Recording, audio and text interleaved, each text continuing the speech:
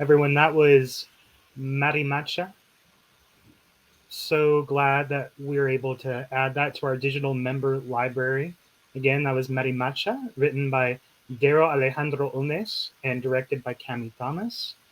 And I'll start with some introductions. My name is Ben Gerhardt, and I use he, him, his, and el pronouns.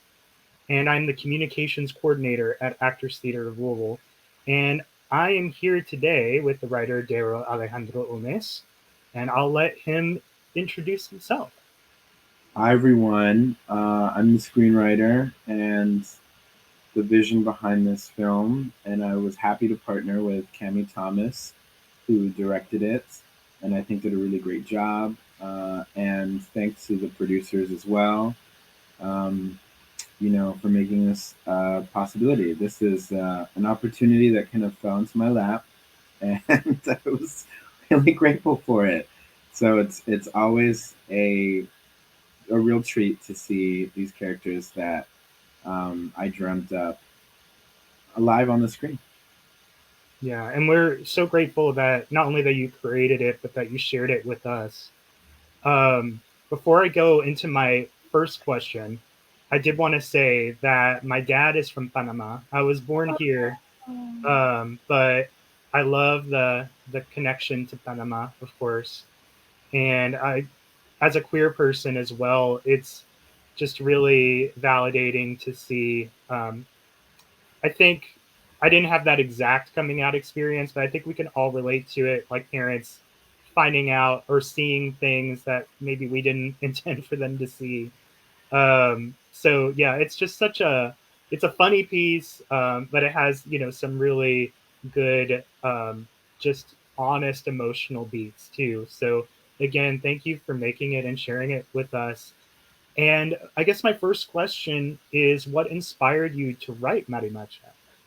Well, when I was growing up in Panama, I realized that there were things that you just don't talk about. And um, I really was looking for examples of queer life when I was growing up and didn't really find them. Not even on the lips of friends telling stories at parties.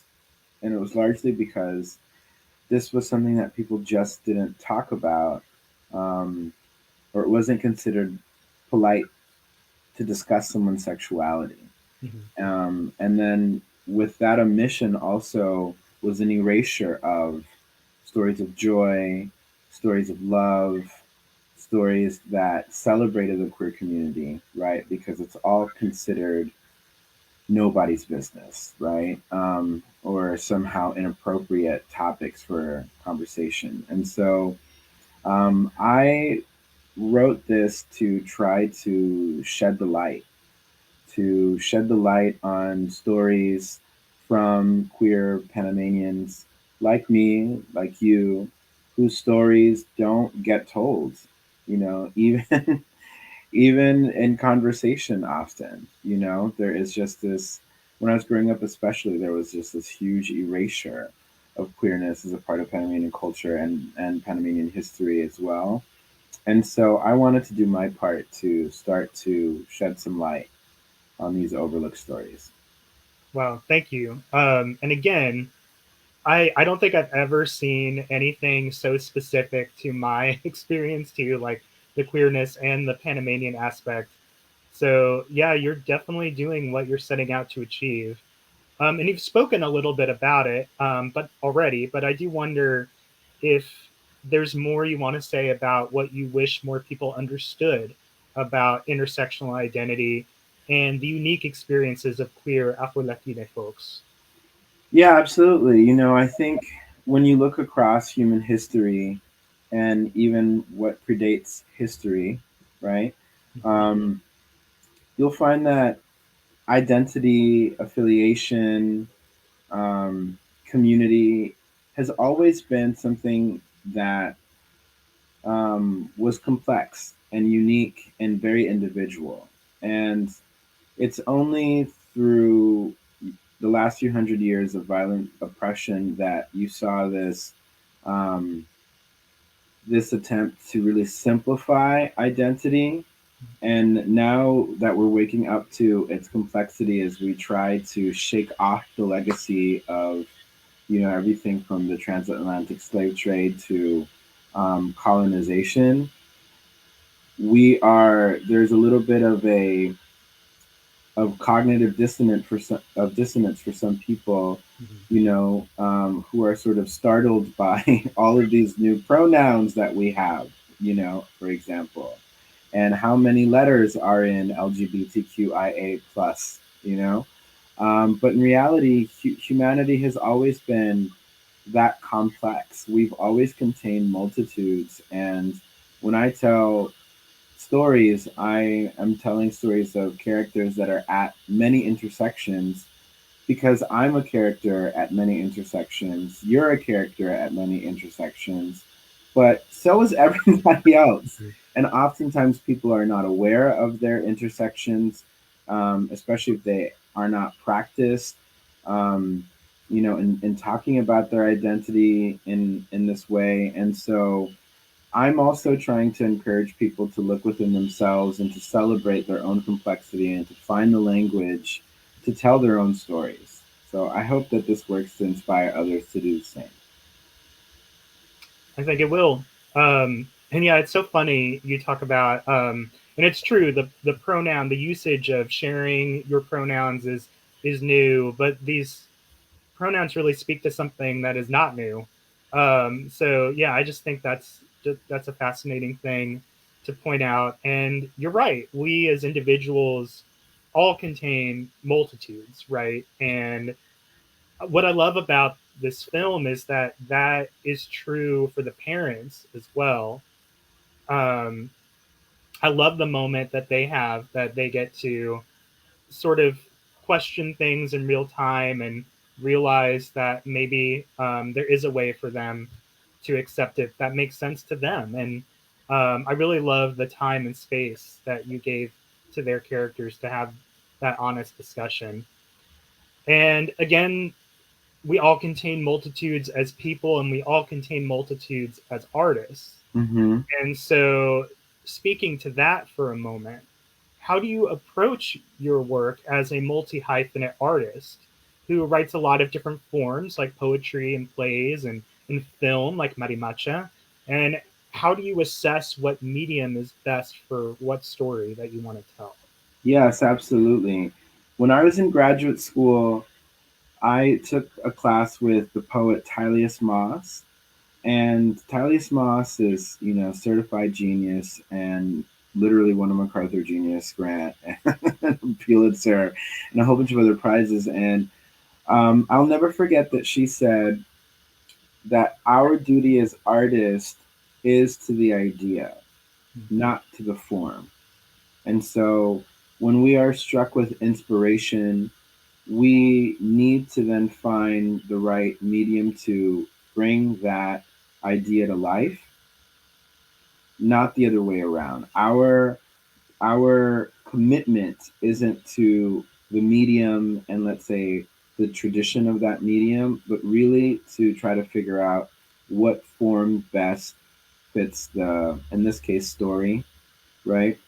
And I knew that the best form for this story was film, but I actually wrote this out as a short play anyway. And then it ended up landing on the desk of people like Amelia and Jacqueline and Jackie. And now it's here as a film. And that's a testament, I think, to just always trusting your instinct and really allowing yourself to dream even in ways that might make you grow. Because oftentimes, as we get older, we dream in ways that just try to seem the most attainable so that we take fewer risks, we accomplish more, and we have a life that has less disappointment. But I'm not averse to pushing myself to learn something new. And with this film, even though I've written for the screen in other capacities, this is my first short film, my first produced short film, and I I'm so thankful that I've learned this lesson about um, opening yourself up to growth, right? Because that's brought so many blessings into my life, like this film and like this conversation. Wow, that's really beautiful. And as a playwright and theater artist myself, that really speaks to me. Yeah, I've never thought of it in terms of your you really should honor the idea over the form. I love that. So thank you for sharing that with me. Thank you for sharing that with all of us. Um, are there any other artistic inspirations that you'd like to talk about? Any other Afro Latina creators on the scene right now that you think folks should be aware of? Yes, absolutely. There are so many. Elizabeth Acevedo is a terrific writer and poet, um, whose book, The Poet X, exploded onto the scene a few years ago, and she's recently released a list of new titles. I really love her work a lot. Um, there's Jasmine Mendez, who is a poet in Houston of Dominican descent, who um, just is venturing into the world of children's literature, and was the official translator for Amanda Gorman's work into Spanish. Hmm. Also, so if you have kids that are looking for content, related to poetry that is in Spanish or that might be in English and Spanish, you should definitely look at her work. I also want to mention Tamika Burgess, who's an Afro-Panamanian writer who has a new YA book called Sincerely Sicily. Um, and it's a wonderful it's far from Christmas, so I can't call it a stocking stuffer, but that's usually when I give kids in my Mhm. community and my family books. And so that's, I always think, oh, I'm going to put this on my holiday list, for so and so who's 7 or 8 or 12 or whatever. But yeah, i'm I'm so excited when people are, these are all poets and writers, who typically write for adults, and I just think it's so exciting that they're also writing for young adults and for children of different ages as well. So I want to take a moment and plug them. Thank you so much. Yeah, I'm always looking for things to add to my ever growing mountain of that is my to be read pile. So thank you for that. And again, thank you for creating this and adding it to our digital member library. And if you're just joining us, or you missed the film, it will not stay on Facebook or YouTube for very long at all. It will go onto our digital member library. And Actors Theatre of Louisville, we're an arts and culture organization as social enterprise, utilizing a transmedia multi-platform approach. So that means the digital member library is really important to the work that we do. There's some great pieces on there. This is one of them. And really, the best way to access that digital member library is to obviously become a member. There's different tiers.